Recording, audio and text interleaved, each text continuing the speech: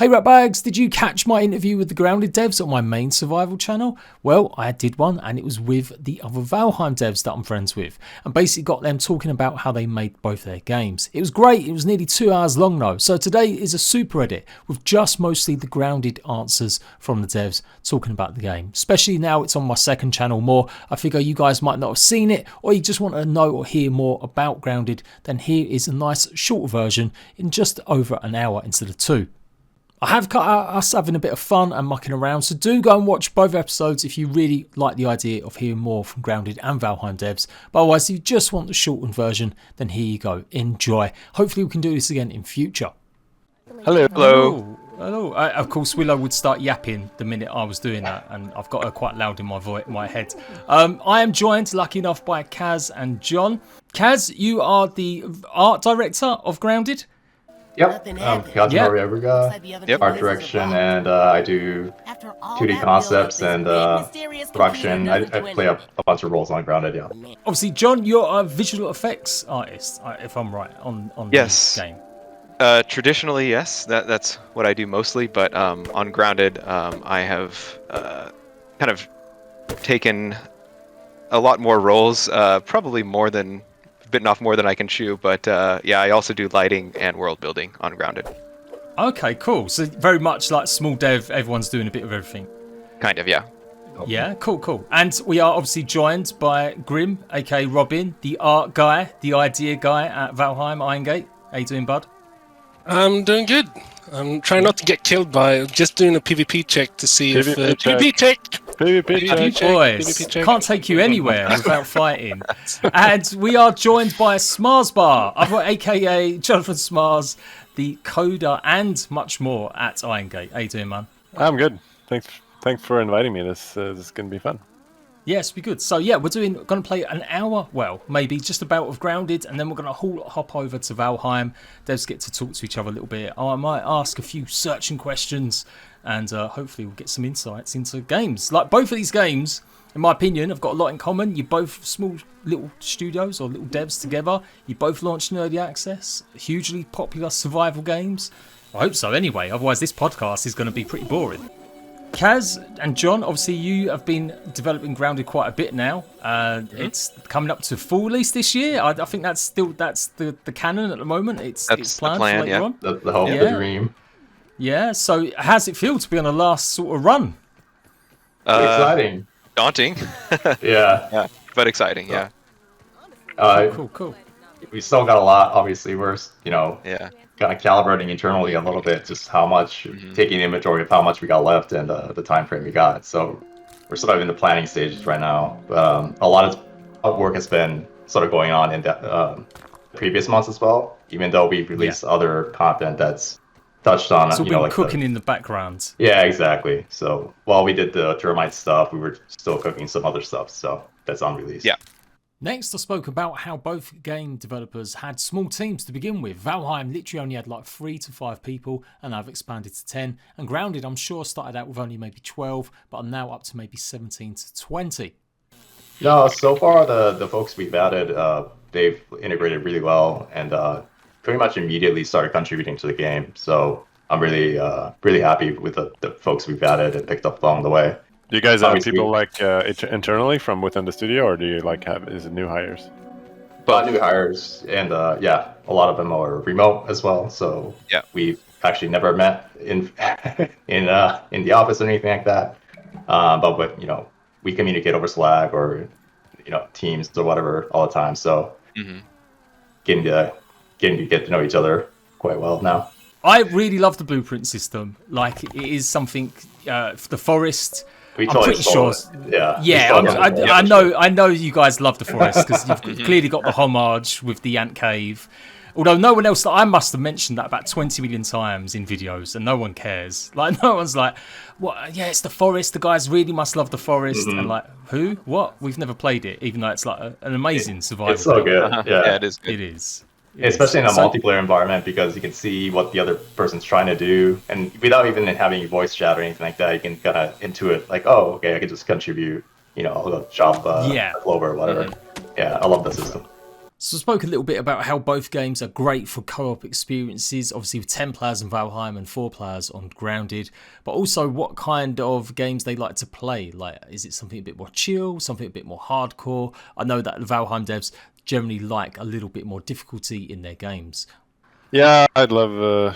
I'm the same as Robin. I'd say I want it to be difficult. If a game is too easy, I probably get bored pretty quickly. If it's really hard and it kicks my ass, and I'm like, hey, I'm gonna get you one more time. Let's try this. You should absolutely try Grounded on WoE modes. WoE mode's their like hardest level of difficulty, and it's no joke. You'll get one-shotted by an ant if you're not careful. Is it permadeath or is it? No.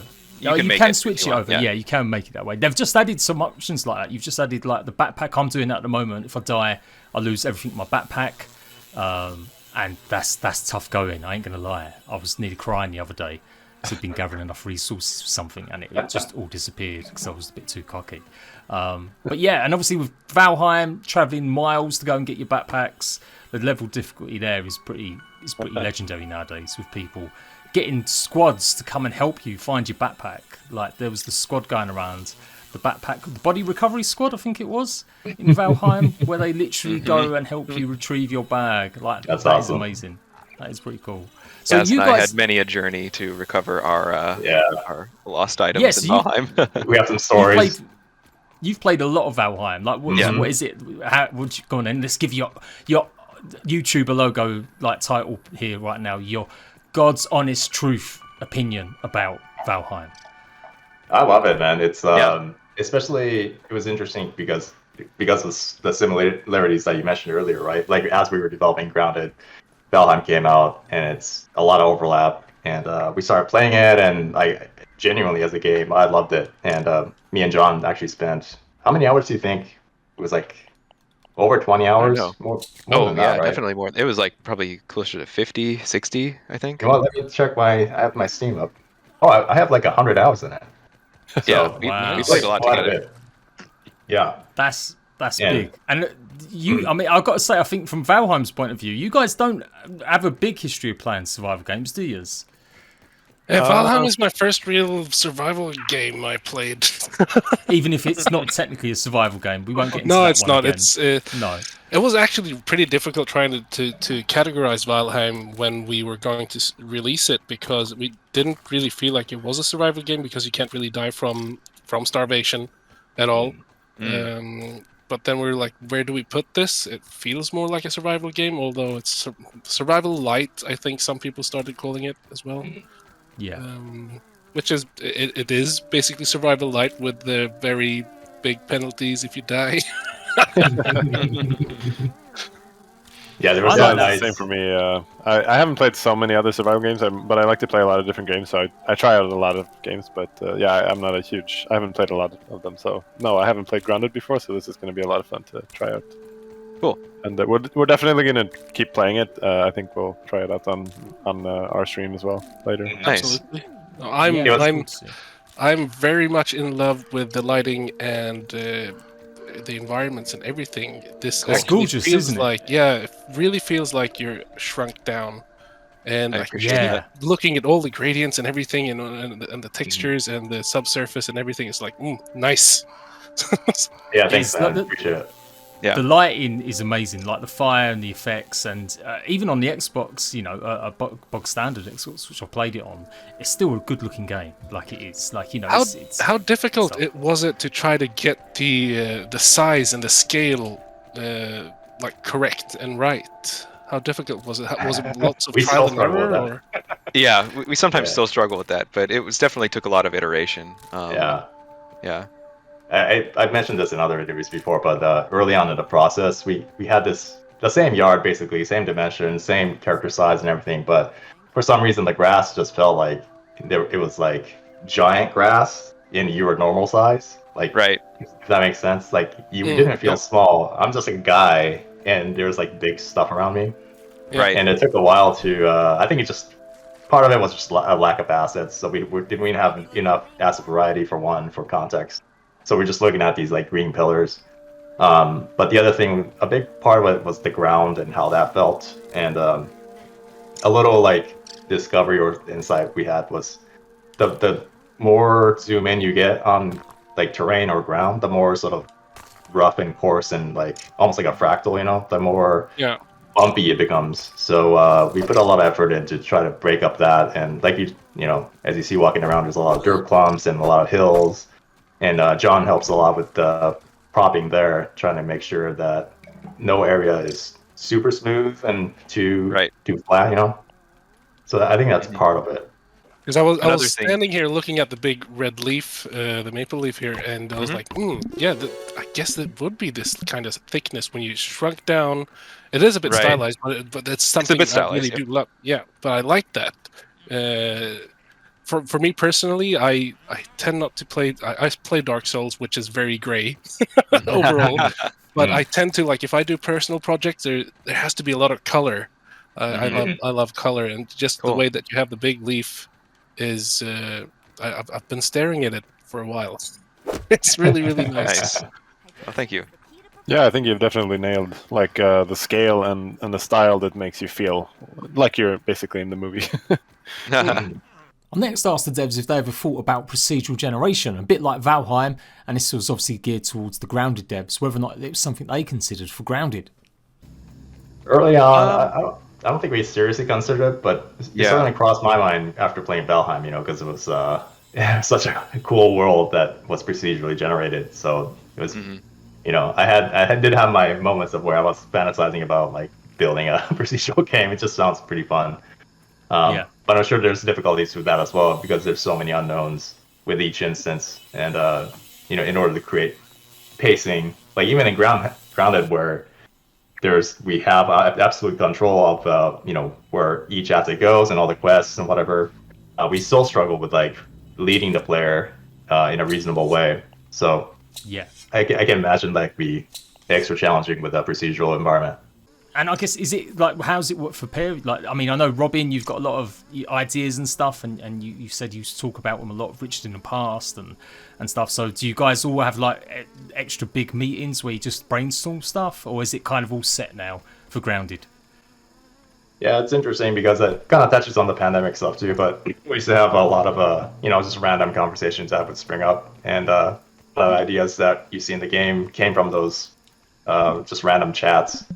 That still occurs, and we have like play days and you know, stand-up meetings and stuff like that. But yeah, that's moved to like Slack group chats now, and so yeah, it's kind of interesting how that ideation process sort of like shifted a little bit, with the pandemic. Yeah, I'm sure it's the same with Valheim, guys. Has it been different doing Grounded though? Because Grounded did feel like it was kind of just like a small little off project that no one had heard of or maybe didn't expect much from, and then as far as I'm looking at it from the outside and reading the interviews, and then obviously Microsoft come and bought Obsidian, and then they just said, yeah, go with it, like the idea is great. Yeah, I think at that point, you know, when the Microsoft acquisition happened, I think Grounded was at a point where I think the idea had been, you know, people had bought into the idea already because we had a good prototype, and you know, we proved that as a small team we could work with agility and, you know, produce something worth pursuing, at least at that point. So has it made the other teams at Obsidian like look around and go, geez, you're making us look bad, guys, can you like slow it down a little bit, you know? We're such different in scope and in theme and everything. We're so different that it's hard to make a comparison, but yeah, I think just having worked together as a team prior to the pandemic, obviously, and on previous project in Pillars, that was huge. Yeah, like you said, like having that sort of bond before going into the pandemic, I think allowed us to sort of thrive and excel even under the pandemic situations. So I feel very fortunate about that. Yeah, I think all of us. Sorry, I think all of us on the first team had come from Pillars of Eternity, and we had all worked together extensively. So yeah, that definitely was an advantage for us. So maybe a little fishing, but I did ask Kaz whether or not there was anything he'd worked on that hadn't been added to the game yet. Was he like hurrying him up and saying, come on, get round to doing this bug or whatever it was from his original concepts? Oh, in terms of like what I would like to add to the game but haven't seen? Or was there anything that you did create or, you know, sort of say we're going to have this? There is a lot in that's common, so don't you worry. Yeah, no He's slips. fishing. Yeah, no slips at all. But one thing I was wondering with you, Kaz, is like, is there anything you've wanted to really? Okay, maybe you can't tell me stuff that you have got or might be coming, but is there anything that was just too outlandish for Grounded, or that something you designed or created and it was just like, no, we can't put it in. It's too scary, or it's too, it's just too much. It's interesting, and I'm part of what I love about this project too is like, a couple of things just crossed my mind, but I was like, you know what, that's like already in the game. So anytime I think about some like, oh man, this is like too wacky or whatever, like there was some, well actually no, I think we removed this from, I should talk about this one. There's a few things that are like pretty outlandish that haven't come out yet. That'll be making their way. I'll take the pressure off then. Like, what do you prefer to like do then? What in terms of art? Like, what is your main sort of or maybe not prefer, but if you could make another game, maybe the next project after Grounded, what would it be? What would be your fantasy game? Oh, that's interesting. Well, I play a lot of like roguelike games, and I don't know. The older I get, and the more busier I get, I think I tend to gravitate towards more tiny games I can pick up, like tiny, really tight, mechanically tight games. Yeah. So a couple examples are like Super Autopets, like more recently.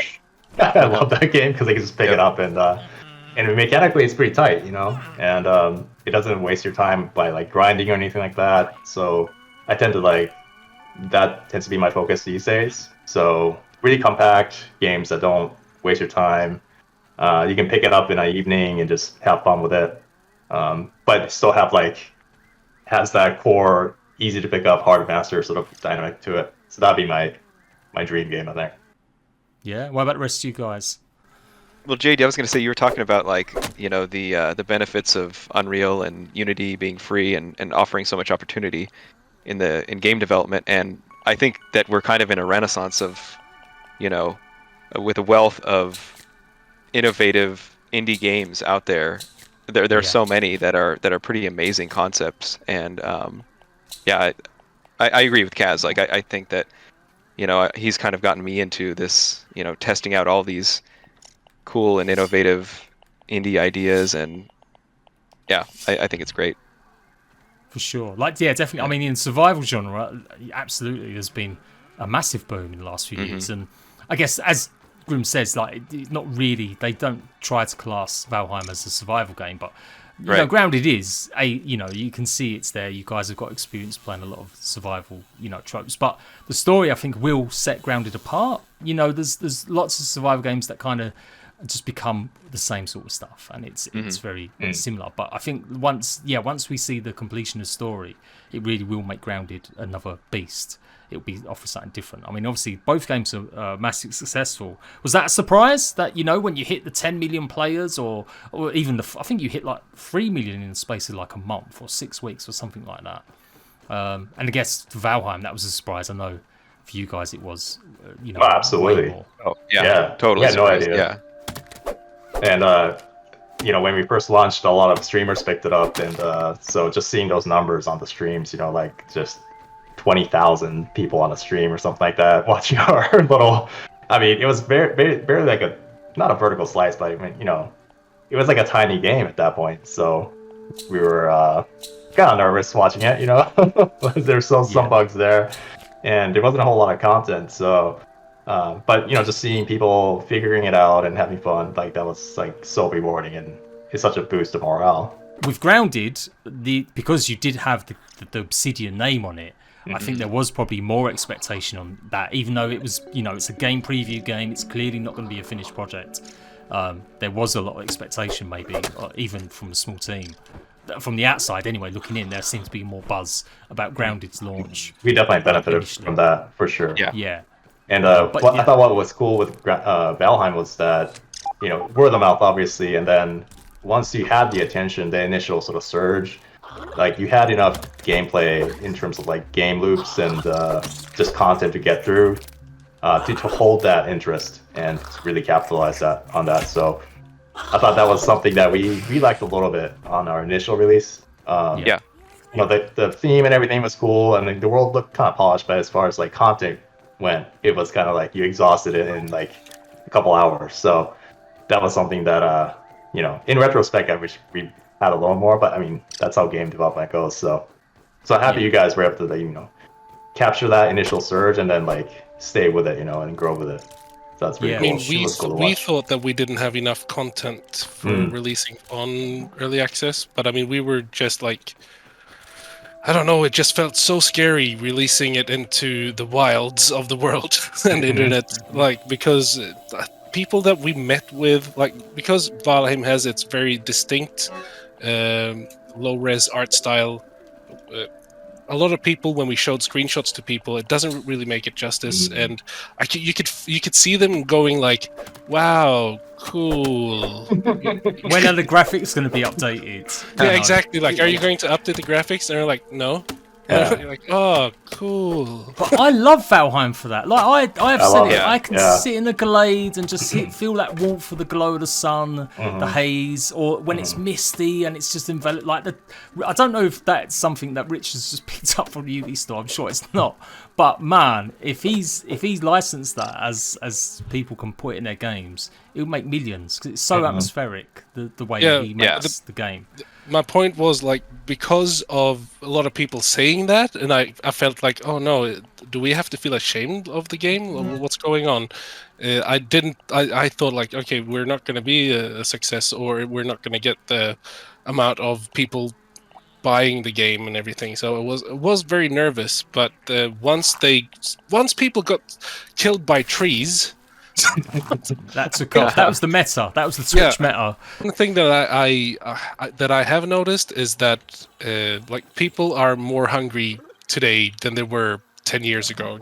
They're getting more fed, and it's really difficult to keep up with the hunger and the consummation of products overall. So it's just like, once you release something, it's up for like, maybe if you're lucky, you get 1 week and then people are done, and then people start calling it's a dead game, and they're like, but wait, we just released this should be good.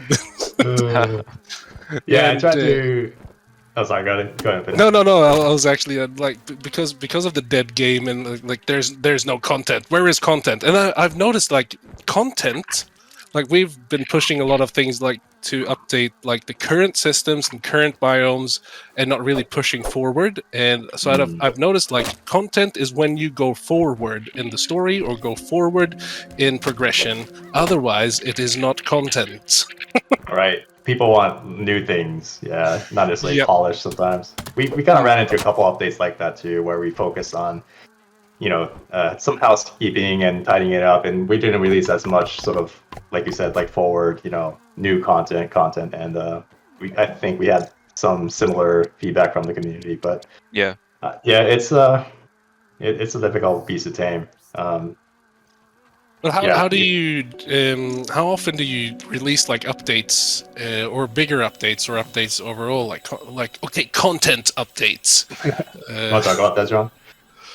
Yeah, sure. I mean, it seems like, well, in the beginning we were planning on doing a 1 month release cadence, and that was just way too much for the team. It was so grueling, so we switched over to like 3 to 4 months, I guess. We've had a delay on a couple of our updates, but that seems to be a good pace, and based on the reception of our last 2 updates, that seemed to be the right decision. There was a lot of satisfaction with the amount of content that was released. I went around the houses talking about what that's like to have that pressure of fans sometimes, and some of the negatives that come with that. As a dev too, you just get a thicker skin over time as well. I had that. I went through that with Pillars and everything, because Pillars was a bit more open as well in terms of transparency. It was a Kickstarter project, so we had a lot of community feedback, and you know, don't get me wrong, like the majority was like super positive, and not even positive, just like really useful for us, like constructive criticism and stuff. And it, you know, you hone this eye for like, okay, this guy's just gotta be toxic or whatever, you know. You learn to filter a lot of that out, and but kind of extension of that, you know, for when we talk about actual game balance, and or talk about is this enough content, or the content hunger aspect of things, like we tend to we have an understanding that there are definitely people who spend a lot of time playing our game. They have like these massive castles and like this treasure trove of loot. But we try to temper that so that we don't build a game around that. That's not our sort of like average player experience. So it's always like we have to kind of put one filter, right? It's like, okay, a normal player is not going to have this much loot or like a freaking castle. So that's always an interesting calculation we have to make. You only actually get one time to release something nice. It's better to have it good, be good. Like we're going to release Mistlands. It's better to have Mistlands be good and let that be the experience. Like it was a nice experience, rather than throw it out like a half-assed Mistlands and have to go in and like fix and tune it up after. Because that's something you can always do later, but you only get to release something once. Basically. Yeah, right. So it's better just take the time. And I understand that like people, they want to play, like the hardcore fans, they really want to play the game. They really want to continue forward. And we wish we could. But the thing is, we, at least in our company, we need to take the time and just like be us, do us, and just come up with the things we need to do and everything. So it has to take the time, at least for us. that's I agree with that whole, as long as you have the resources to do so, like absolutely push for that. Super agree. So how do you guys feel about, because I normally, when we release an update, I go out to YouTube and I go out to the normal channels and I have a look at what people have to say.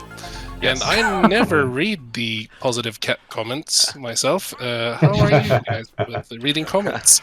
Yeah, it's it's the same. I think we all struggle with that, like filtering stuff.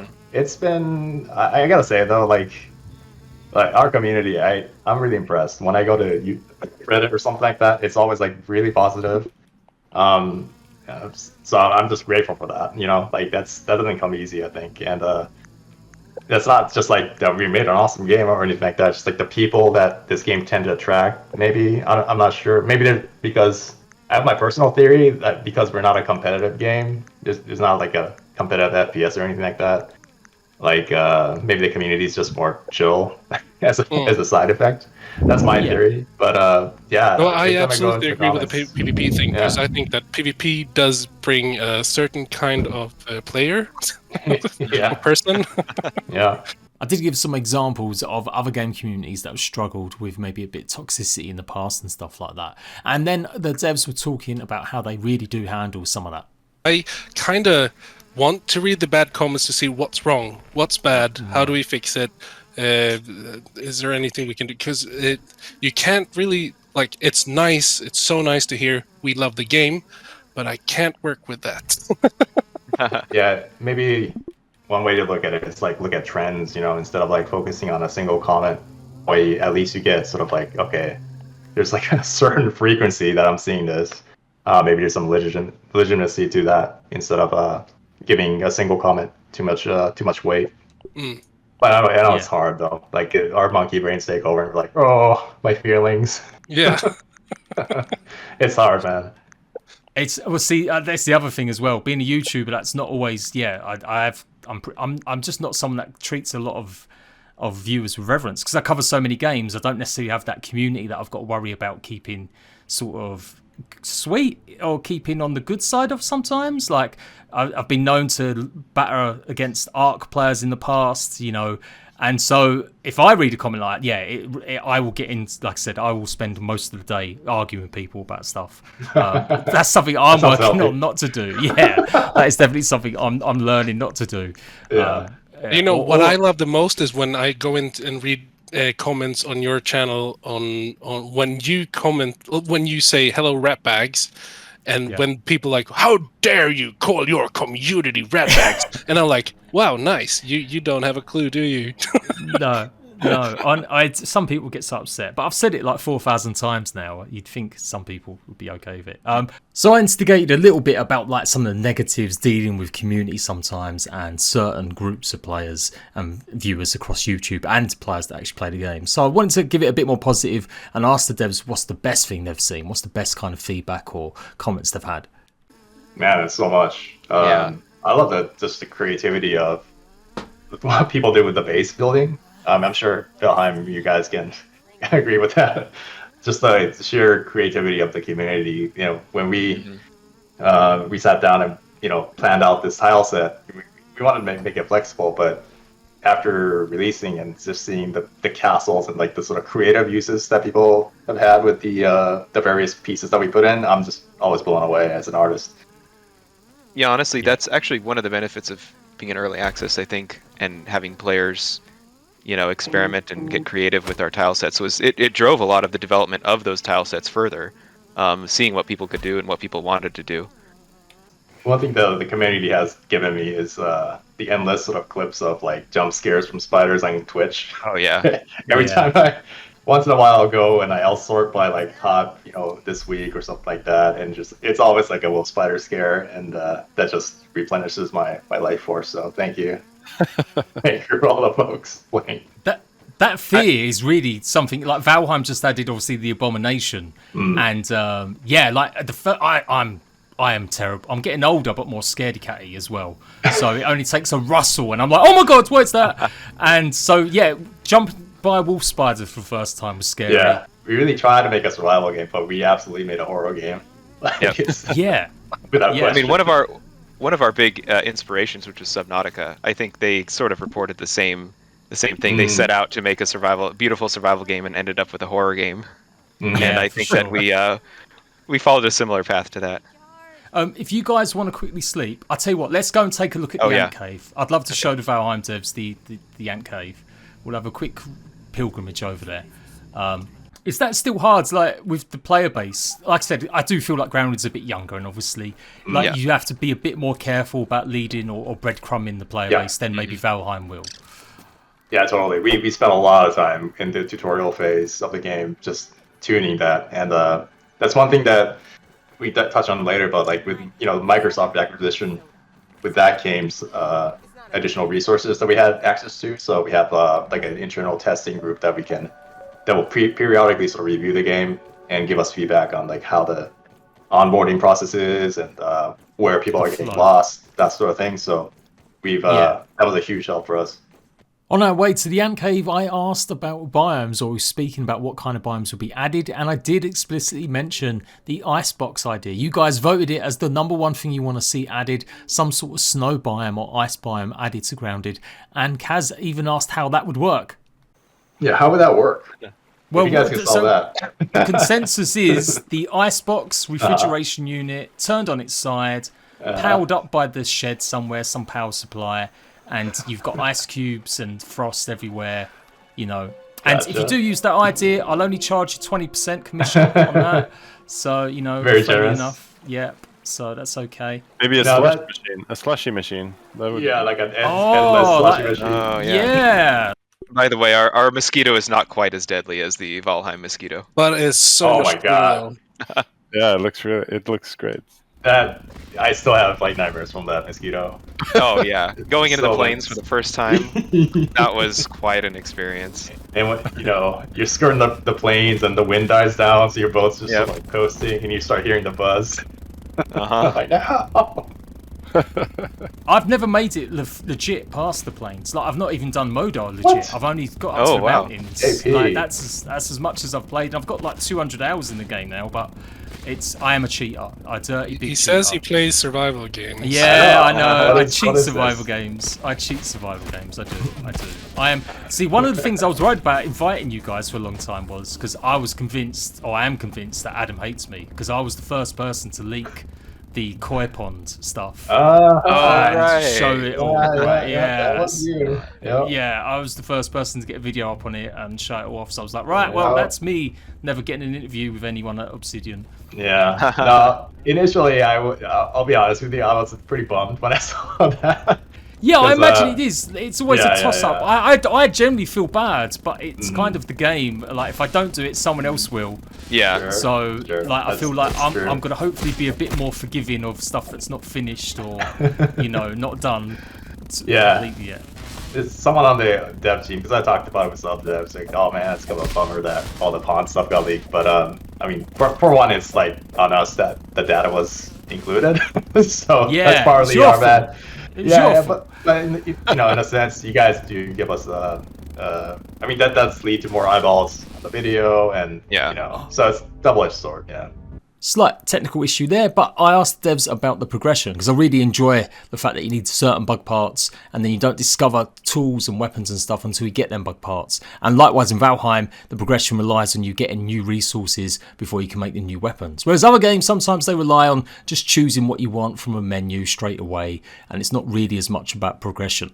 Yeah, resource design is really kind of challenging in our game because our scale, when you look at like Rust or other human-sized, like regular survival games, there's like a plethora of, especially in like a post-poc setting or something like that. There's like so much junk that you can use for crafting purposes, and with grounded, you're kind of dealing with like a lot of rocks and sprigs and plant matter, natural resources, and then rocks. So adding bugs was huge, like the bug parts. That was I believe Andy Art's push for that. That was a great change. And before that, we were like, what are we gonna make things out of? There's nothing down here. You're gonna get bored by little twigs and debris quite, pretty fast. So. Yeah, because that was one of my questions, is that when you're designing stuff, like when we're sitting around the table and you're making like these craftable things that you do, how difficult is it actually to be you're confined to this scale of world, and now you're going to try to make human. Oh, there's a spider. So we spent a bit of time getting killed and harassed by a spider and just pretty much talking about some of the creatures and stuff before we finally managed to get safety inside the ant cave. And this is when I knew the devs were serious survival players. Like I came in here and I was like, oh my god, it's a homage to the forest. And I am right? Absolutely. It's not something else weird. But yeah. Stop doing a Q&A when the spider's hunting you down. Yeah. what was you saying? What was you saying? Moving it up. Yeah, Grim, you talk about like bug parts and stuff and like progression. Oh, right. Yeah. No, I mean, how it must be really difficult, or is it how difficult is it to come up with new things when you're in this world and set to this scale, and is it difficult or is it easy, like trying to come up with things? Sometimes I would say it is inspiration pretty comes difficult, Yeah, like especially at the beginning, I would say, right, John? Like when definitely, where we're just trying to nail down, like what is what. Like we didn't know what you could craft or what you can craft out of, and one of those things have to be defined first. Like the resources or the items. Eventually, it sort of kind of came together organically, but and once we had a sort of rhythm going, I think we can extrapolate from that, blueberry leather or gum came later, but getting that train rolling was like pretty tough. Yeah, early on we had we didn't have sprigs, we had like sticks, but at one point we were thinking like it doesn't really make sense to find sticks that are this. I mean, the characters are supposed to be like a centimeter tall, right? So it doesn't really make sense to find sticks at that scale. So we ended up coming up with these like tiny, really sort of microscopic plants, like sprigs, and that's what we landed on. There was a lot of just like brainstorming, trying to come up with ideas that would both make sense but also be fun from a gameplay standpoint. And it was so tempting to lean into like more generic stuff that makes the dev's life super easy, like wood or more abstractable things. Metal. And but we tried our best to resist those urges and try to pick things that really support and reinforce the scale. Yeah. So that was tricky. Whether we succeeded or not, I'm not sure, but we spoke a little bit more about scale, and I asked them a bit more about details about that. Yeah, like one of the early concepts was a character, or it wasn't an early concept, but there was an idea once of having a character use one of those like cocktail umbrellas as a glider. But if you look at the scale of that thing, that thing's like, it's massive, 5-6 times as big as the character, so it wouldn't really work. Yeah. Or you even using a toothpick as a sword and a bottle cap as a shield, like that was sort of a classic one. But those things are way too big. They're just too massive. We had a. I was like, good. We're about to all get eaten. Yeah. So maybe a good time to switch over to Valheim. Let's go out in a path of glory for Odin and Wendell. Came upon a disaster. Rip. So we're on to part 2 now, where the Grounded devs went and joined the Valheim devs and started playing some of their game. And this came out in a separate video on my main channel. I spoke about some examples I'd heard in the past about other games really struggling updating their versions with different engines, even if it was something for just like improving lighting, that it could even take them up to a year to catch up or implement some of the features to their game because it was a bit old. Yeah, thankfully we've avoided occurrences like that. There was one, I mean, me and John, like, literally like a couple days ago, was it? Like the water shader was broken in the new update. Oh, right. And then it was literally one checkbox that we had, left on. We looked out. Just all right, fixed. Moving on. What kind of softwares are you guys using for development then? For asset, like content creation? Yeah. A lot of Substance, a lot of Maya, and Photoshop. Yep. The pretty standard stuff. Okay, I don't think the standard things, yeah? Yeah, ZBrush. The studio has started to explore, well, not started to, they've been using it for a while, but Houdini. But we were probably a little bit too far along in development when that started happening to incorporate any sort of Houdini features into our pipeline. I've tried to get us to like jump over to, because basically we use Blender and a software called Krita, which is basically Photoshop. But I'm trying to lean into trying to get Richard and Henrik to let us go in to start using Substance instead, just to have our own material groups and everything, just to have consistency for one thing. But yeah, I think I want to work more with Substance. Yeah, it's pretty powerful, for sure. And is that so just for the uninitiated? Substance is what, like an asset sort of importer, or is it where you create assets yourself, or? You can author materials from them. So there's two major products. There's the Substance Designer, which is more like a node-based. You're creating this node network so you can produce a lot of these different tiles where you can like control the parameters and you can make many permutations. And then there's the Substance Painter side, which is for kind of like a 3D painting tool almost, where you can manage material layers and masking and just like many powerful ways of masking stuff. So if you want to like add corrosive metal or like dirt trapped in the crevices, whatever, just many masking types that you can use to make that process very easy. So it's basically, for anyone who doesn't know, it's basically the textures and anything you see in the game. It's the materials that you see. Like how do you define metal? How do you define the grass and everything? Right. Hang on. Oh, you guys forgot you guys had the depth of field blur. Do you guys get a lot of complaints about that? Sometimes we do, really? Because people don't really understand what's going on. Like, why is that blurry over there? But yeah, that does pop up sometimes. Like people say that. Yeah, we get a lot of that, and I don't blame. We synthesize with it, but the issue is a lot of the environmental assets we built in the foreground were built assuming that blur. So it's we're gonna try to remedy it, but it's not an easy fix. Yeah, I was gonna say that was one of the cool like first few minutes when I was playing that, like just realizing, oh wait, the skybox part of this is actually the backyard of a place. This is really nice. We were talking about something else at the moment, so I couldn't say it, but I thought that it really gives you the sense of scale in a nice way. Cool, man. Yeah, thank you. I wanted to ask you guys on the Valheim side, when oh my god, that's normal. When you guys, let's say, introduce a new biome or like new content, basically, how does that conflict with existing player saves, and like how do you, what's your approach to existing player bases and saves? Like, does new stuff slot in additively or like, yeah? I can say that's like one of the big challenges of having a procedurally generated world, and we really don't want to break people's saves. Like we don't want them to have to start a new world. Like we can't promise that will never happen. We might have to eventually because we changed certain things in the game that like you can't keep the old generation and have the new one at the same time. So that is something that we struggle a lot with actually.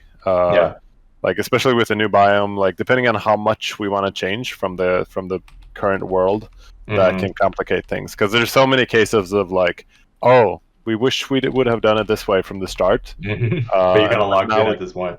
Yeah, exactly, because like you're locked at a certain like an exact code and exact seed to get the exact same result, and if you change like even a single digit somewhere, you're gonna have a different result. So yeah, that is can be kind of a pain. I broke in the build a few times with that, and like you get this message on an evening like, you broke it, and I'm like, oh shit. Yeah, that was like the thing I didn't anticipate with the combination of, you know, early access where people are playing this really early build of the game. While there's many benefits to that with like feedback, early feedback and stuff like that, once people start investing their time actually building something up, then it becomes kind of like a liability in some ways, or it makes the development process a little more rigid, right? You have to take careful measures there. You have to be so careful because people losing their basically their spent time in a game is how dare you not recognize how much time I've spent. So following on from that, I did mention that Ark Survival Evolved had numerous issues on consoles during its early access on Game Preview, where each update they would add, there was often big cries that data had been deleted and people's worlds and saves had been reduced to nothing and they'd have to start all over again. But obviously Grounded and Valheim have done their best to not have that happen, and it's been very rare cases, so that's why I really rate them both as games that are really polished.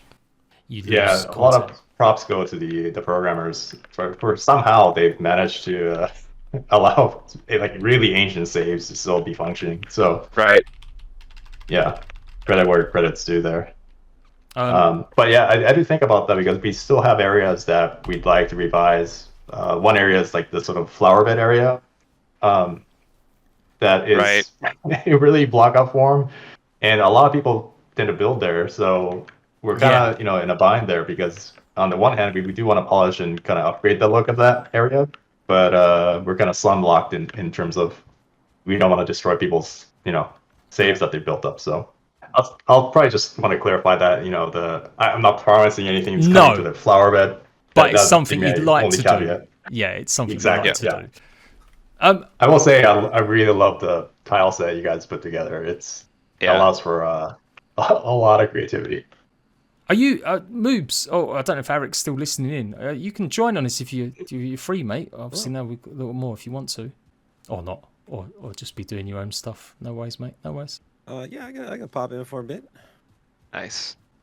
Yeah, it's really amazing and surprising to see what people can build with the stuff. Though I mean, it's not that many pieces, but it's really impressive to see what people.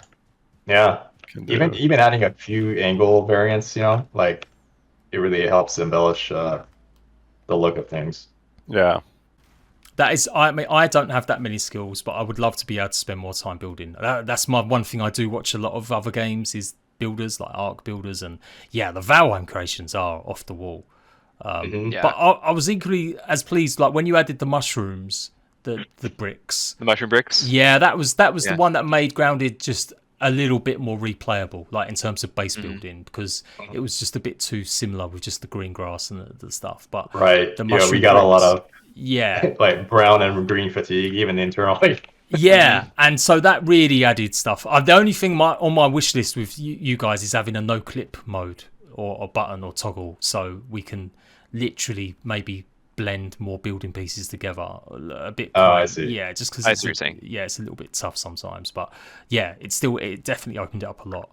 On the Valheim side, do you guys switch between various building placement schemes? Do we? What do you mean? Like the mode of how you place, like how you present the UI and how the player places individual pieces. Oh, you mean like if we tried a bunch of different modes? Yeah. Can't say actually. That was probably in the early days, I think. That was basically so early when Richard, like, he just wanted to make a system where it's pretty much very like he didn't like making box houses. I remember him saying like one thing that players tend to do, like if you give them a wall and if floors can be used as roofs, they will never make a real roof. Oh. Just big cargo boxes warehouse is like Ark. Yeah, exactly. So, and he didn't like that idea, so he was like, okay, I need to make purpose of everything. So the roofs need to have a purpose. The floors need to like everything has to have a certain purpose. So it actually hangs together, and it was trying out all these snapping ways to snap them together and everything. And it just like in the end is like you can do so much with basically pretty not that much. You can do many things it's also very difficult to try to come up with something new that we don't have, that you can't build. Like the form. I know we've talked about like triangular floor pieces and triangular pieces. We haven't gone so far on that discussion, I guess. Spoilers. I know somebody here first. Yeah. Well, that's Triangle why pieces incoming grab bags. Yeah, you won't believe this new game-changing feature. No, but there's so many things that like we want to implement into the game, and it's just like when do we do it, or how do we do it, and do we need it? Right. We got a lot of ideas with the community as well. There's never a dull moment there in terms of ideas. A lot of the ideas from the community, like what they actually like, is something. I mean, like, so we have discussed so many things before early access, like we've and had those ideas already and gone through them. But then it pops up again, and you're like, yeah, is it a good idea to maybe put that in, or and I don't know. It's interesting because cool ideas, just put them in, basically, if they're good. For sure. I like what's going on here with the little report structure here. You guys filter through your feedback and suggestions. How do you go through that process? How do we go through that process? I think Smith normally we have a community manager basically, or he's like a tester as well. But he goes through the Discord ones suggestions. a lot as well. Yeah, through Discord. I think that's sorted mostly, I guess. No, and like the community, obviously they like to be heard, so it's nice to be able to answer them and give them an answer to stuff as well. I'm not sure how good. I don't know how good we are at answering stuff and checking out the suggestion box. You've definitely got, like, with the FAQs you pin and stuff. That's good, and I would say, like, every player who's really loves your game always wants more info. And even if you're repeating the same stuff that you felt you've done 3-4 times, it's never harmful. It's never wrong to do another QA post or fresh. Hey, did you know these are the things we've spoken about? This is the stuff that potentially could happen. Or hey, let's have another fresh round. Maybe focused more. I guess that's the other one. Is from me looking at it is, if you want more feedback about something, make sure it's really specific. So say, we're looking at new weapons. What do you guys want to see in terms of weapons added to the game? And put that up on Reddit or put that up on Discord. Yeah, I mean, I think, we'll see all the suggestions. The problem is, like, there's a lot of good suggestions, and all of us also have a lot of ideas, and there's a lot of ideas that have been there for a long time. So it's always very hard to make choices like, what are we working on next? And I feel like that's absolutely with you guys, because you are kind of like, you have these ideas, you ran with it, you expanded a bit on the caves and stuff, and is that an issue with not having a bit more, I guess, corporate overlord structure? Like, there's benefits and negatives to being a bit more free or talking about it compared to having someone who's like a production manager or producer role, because you don't really have that at Valheim. Like, you guys are kind of, I guess Henrik's the closest thing to a someone that comes around and reviews your stuff, and really from the outside looking in anyway, you don't really have what traditionally a lot of other game studios have, is that producer or that release content. I mean, Henrik basically makes sure that stuff gets done. Yeah. So he is the producer. He's not producer, because they facilitate. They're there to help you, but some producers are also there to make sure you're hitting the targets. And Yeah, well, that's basically what he does. But he's also like he has like the overview of the entire project that we're doing. So it's always nice to like, okay, where are we at right now? Because when I'm talking to Richard and then I'm talking to Jonathan about something, and 2 weeks go by and I'm like, okay, where are we actually? Because I've been in so many different places talking to so many different people that I don't actually know the progress, and it's always nice to have like someone like Henrik to say like, we are 21% complete. Yeah, let's give have that like that overview. Yeah, exactly. So that's always nice. But in the end, it's always going to come down to, this is Richard's baby. Yes. So it's always going to come down to, does he like that or not? Then he'll just basically say like, we're cutting this. I don't want this, and then we'll be just like, okay, cool. That's good. That's it. You got to feed him sweets before you give him an idea, just so that he's nice and happy. Is that the same with Adam? Does that have that same sort of relationship at Grounded? Like, do you have to? I mean, I guess not, because you guys have worked together. Yeah, you've worked together longer. You know each other more, and I guess you know. But is it the case? Does Adam go, nah, not feeling this? Yeah, you know, he'll need to make some calls sometimes based on like the scope of because he has a more of a bird's eye view of resources, where they're going, what kind of time we have. So he'll come in and make some calls sometimes. But I'll give him credit. Like, he's been really open to feedback and let us sort of like explore things and give us that space. Right. So I've been really enjoying that environment. Yeah. I guess like I said it, Adam. I hope you're happy. There we go. Hope you're listening, man. You better give him the raise now. Yeah, exactly. Yeah. No, I would chime in on what Kaz says about Adam. He's very open to feedback, especially when it comes to like community suggestions. Yeah. And like I would give Adam like, these are their reasonings why this is happening, or this is why they want stuff, and so he's very thoughtful in the process of like thinking about the players. Yeah. He's all right. Yeah. He's all right. He's all right. You know, he's all right. Temper it a little bit. But I know you guys can't really maybe go into it because no company necessarily wants the ins and outs of working. But how has the change been working for like Microsoft now? Well, not working, but do you know what I mean? Like, how's that experience been? Day to day, I think. Great. Yeah. Yeah. Go ahead. They're very hands off. They just let you get on with it, and obviously you can tap into, like you said, some more resources like the player folk or the feedback or whatever it was. Focus groups, occasionally, yeah. As far as like the rumor that I've heard is like that Microsoft is really, really nice to work with. That Microsoft will let you do your vision and not like step in that much. That's what I've heard, like from the outside. Mm-hmm. Yeah, I can. That's consistent with our experience. Yeah. Yeah.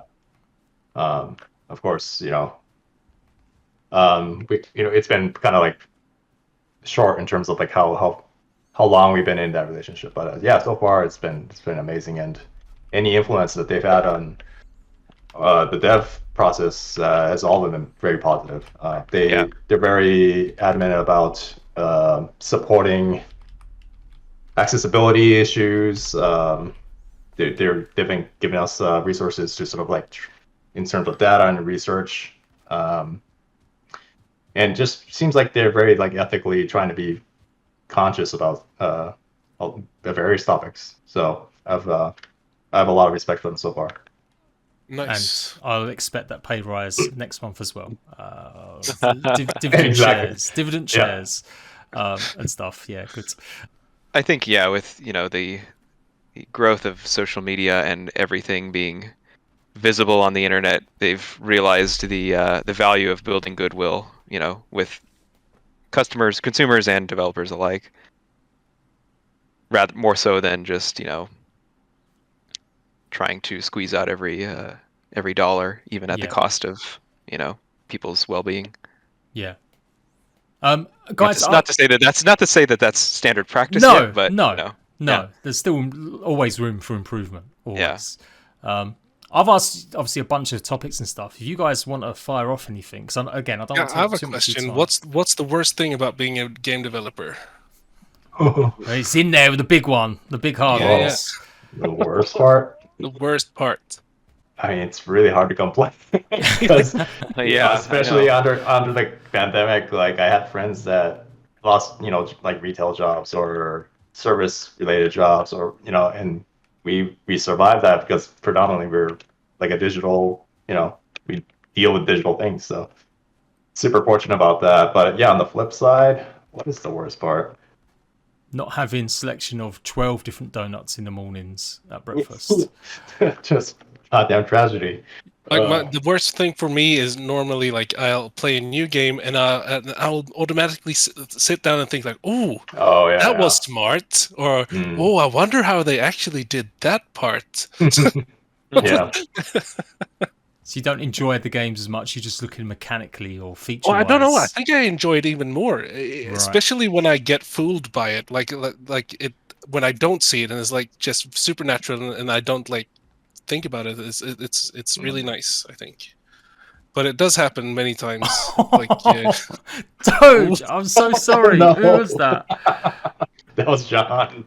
Oh, John, I did just punch you and kind of nudge you off. Sorry, pal. I had like 1 health, so it may have been the jump itself that killed me. Felt Odin's wrath. Yeah. Okay, I get. So let's temper that then. So as well as the worst thing, what's the best thing about making games? The best thing, definitely when it helps. When you read comments about, oh, this game kind of got me through a tough time or something like that, and when you realize, because sometimes it's like, what am I making? I'm just kind of wasting some teenager's time or something. That's a pessimistic view, but also on the flip side, right?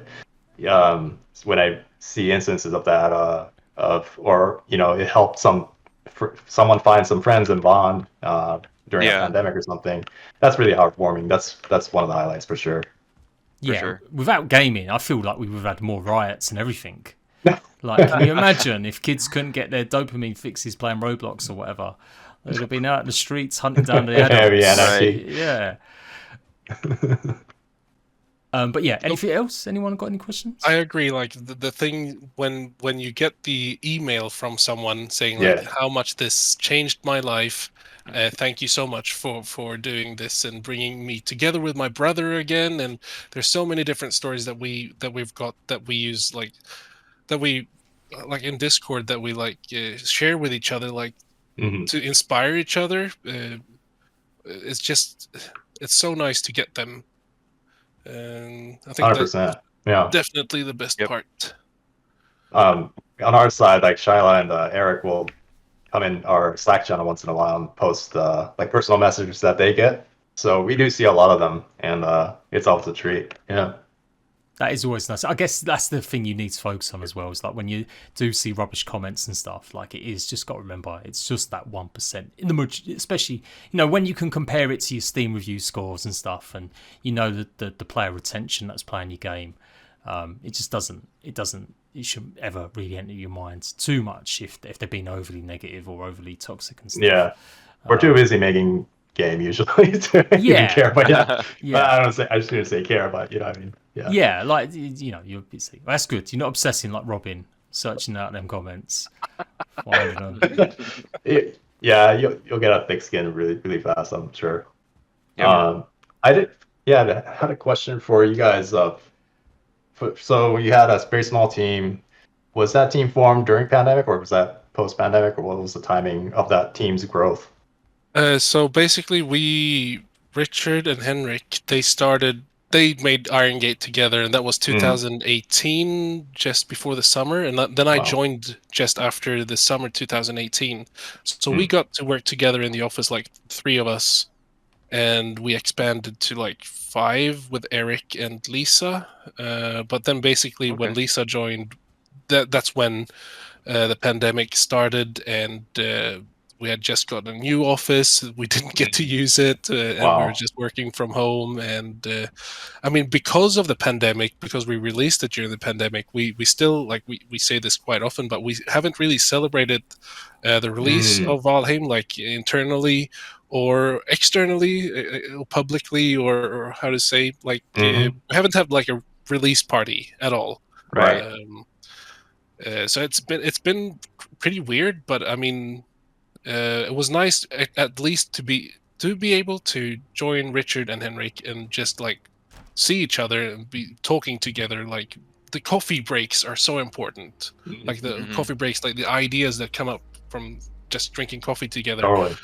Yeah. That doesn't happen too often when you're on Discord. You just don't like bump into one another in Discord and like, how about this idea? And you try to type it in text and it's like, you can't formulate what you're thinking really. It's like, no, this is a bad idea. Yeah, that's absolutely true for us too.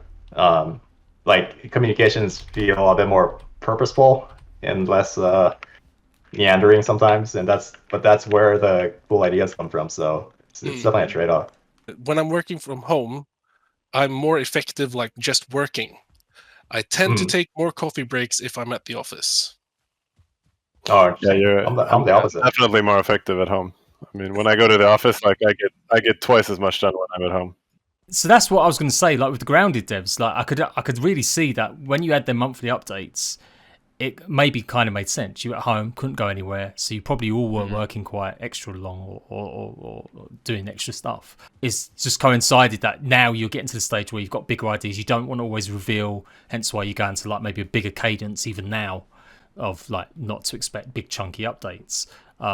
Pandemic has been great, but yeah, it has also meant that you've probably all worked a bit more than you maybe did before. Quote from Jade: "The pandemic has been great." Yeah, the pandemic. I was going to say that should be the tagline. Yeah, the pandemic's great. The pandemic's been great. I mean, no, I want that in the thumbnail, and you do not get to cut that out of this video. Right? No, because from YouTube's point of view, yeah, like I grew massive. I got a huge amount of views because Valheim and Grounded took off during the pandemic, and more people were playing, more people were looking it up. So it was great for YouTubers. It was, but I definitely also know that I am pretty burned out now. Like after 2 years of covering every game release under the sun and trying to get more content out than I've ever done before. Like, yeah, I'm ready to go back to covering just 1 or 2 games where it's a bit easier life. So I guess like you guys, is that the case, or are you still just kind of working the same? Like, okay, you get to go to the office now, and that maybe helps break up the hard work a bit too. It's kind of a touchy thing because it is kind of subjective, really. Depends on the devs and their situation. So we're definitely, I think, as an industry, even trying to figure that out. What's the best picture, looking forward? Like how do we reimagine our industry and how we work? So it's interesting time. I definitely would have thought that we would be rethinking how we work, like to this fundamental level, pre-pandemic. And it's in a way kind of a good thing maybe to reevaluate that, because dev teams definitely got a chance to work remotely, and the negatives had the positive. Obviously, I will make that clear. Don't worry. Like, obviously, the pandemic's been devastating for so many people. Absolutely, But from that has arrived certain looks at the industry that you're in and how you work, and if that can make some people's lives a conversation to make it better, then that's all got to be good for everyone, because you'll get better games out of it, better developers, happier developers. And obviously life's going to go on. Like, people are still going to want their games to play and stuff to do. And who's not sleeping? Kaz, I think you're just sitting on your bed. Oh, am I sitting? Wait, what's happening? Oh, he wants a bedtime story. Come on, let's give him. Let's talk to him about the future of Grounded and Valheim and all the secrets coming out and what content's coming out next month. I think next month we're running off with the money. Is that it? Are you finally doing it? Yes. We're buying a horse. The cash grab devs. You're buying 10 horses for 10 developers. We're looking at NFTs really closely. Oh, please. Oh, God. Oh, Doge. Yeah, see, that was your Dogecoin. That's what happens when you mention NFTs. Someone's gone. You heard it here first. Grounded NFTs. No, I ain't gonna include that. That will still just some people will still think that's serious. Believe it. I'm giving you so many YouTube titles, man. Yeah, oh man, I'll use them if I got to send this for approval, but I'm pretty sure I'll get a big fat no. I mean that's okay. I was saying to Grim, like, sometimes like it's nice. You guys have been really cool as well, just chatting and stuff. And Grim, I feel like I know Grim more now, and we can chat and stuff, and Jonathan's cool as well. But yeah, it's not always the case. Like, it can be a bit hard, and I feel like with Grounded, and again the way you've got your team, it has just been like a little bit, it's a little bit more guerrilla. Like you're probably more connected to each other and you've worked together more, and it's probably felt like you've got stronger bonds. Yeah, that's that's something that really I came to realize in playing or developing Grounded, is the sort of impact of, like, it's really the people that shape the game. Like we talk about production processes, like, you know, scrums or waterfall and whatever, and or, you know, the direction of the game. Like, sounds like from the outside that that's something that is determined, you know, at the beginning, like, we're gonna go make this game, and, you know, that sort of sets the course of the game. But it really is like who's on the team. I really come to appreciate that, because so many of the pivotal decisions have been just coming from various sensibilities within the team, not necessarily some top-down doctrine, you know what I mean? Yeah, like make this absolutely addictive so we can get more microtransactions out of something. Yeah, or, you know, right. Go done that. I mean, by looks of things, it will be Grounded. I mean, my fishing talk here is that Grounded will be releasing this summer. That's my big prediction.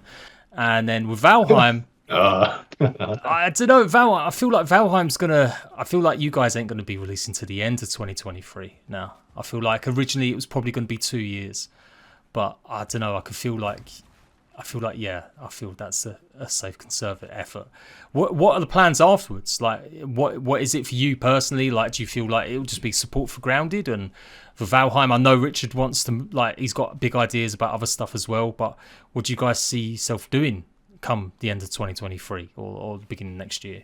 I mean, I certainly see us working to some degree on Grounded after, you know, we release 1.0. Yeah. Yeah. As far as what's next, we don't know yet, as far as I know. Yeah, we're definitely supporting the game post-launch. Yeah. So there'll be a lot of support coming afterwards. And and we know they're running away with the money, so that's okay. Yeah, running away with the money. I'm gonna get myself a horse. And, Yep. I'd love to see a crossover in the future. Or if you guys get together to play or hang out and do more, I'd watch. I was actually thinking about that, like a crossover. How would that look like? It would basically be. What would that be? Yeah. Mini pixels, just big pixels everywhere. No, that'd be pretty fun. What about? It's very abstract. A grounded shaped Viking helmet. We've got kind of like the Broodmother helmet, which is kind of like has got that sort of scary look to it, but maybe like a bit more traditional Viking helm. Maybe they could be made out of I'm trying to think of a bug, cockroach parts or something hard, a bug that's notoriously got a hard shell to have as a helmet. I don't know, that's just off the top of my head. That's some kind of item, some Nordic inspired item would be really cool. Yeah, you know, and then for Valheim, guys, what are you gonna add from Grounded? Come on. Blueberries. Blueberries, yeah. Blueberries, there you go. Blueberries. Global blueberries. Yeah, we have a Grounded item already. So where's I'm in love with a big leaf, and I love the ladybug. Like a ladybug that transforms into like something horrible with long legs. That would wolf be spiders, awesome. Please. Spiders, yes. There's two different. They've got the other version of ladybug, the actual the black and red spots as well. They've just had that as a variant. So yeah. There's even more to explore in that respect. Add a giant aphid, like the size of a dragon. Yeah. Like that. That would be pretty cool. Obviously, the spiders, like, people are predicting Valheim's going to have spiders just from the previous Miss Latins placeholders, which were all cobwebs and stuff. So, you know, that's something, you know, can you confirm or deny, Grim?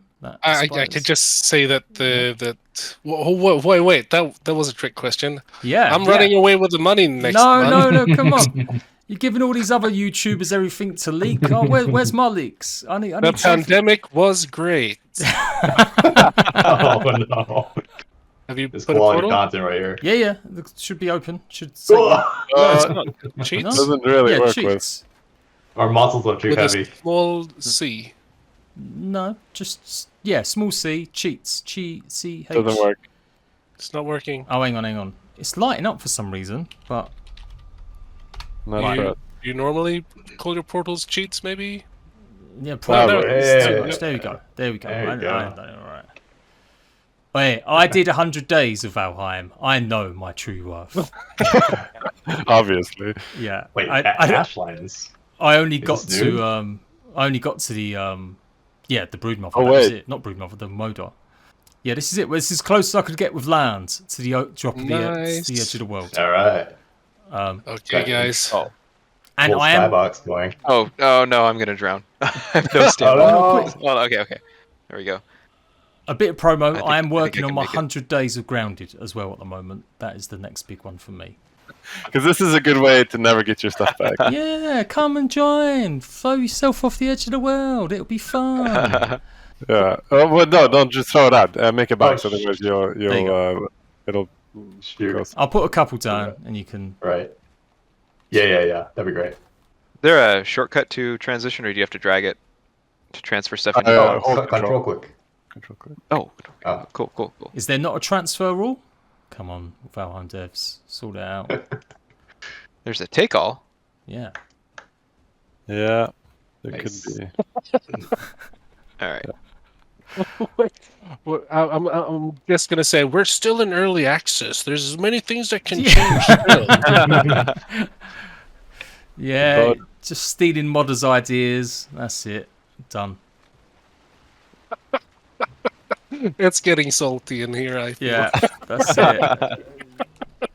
Oh, I wonder if you guys fixed this.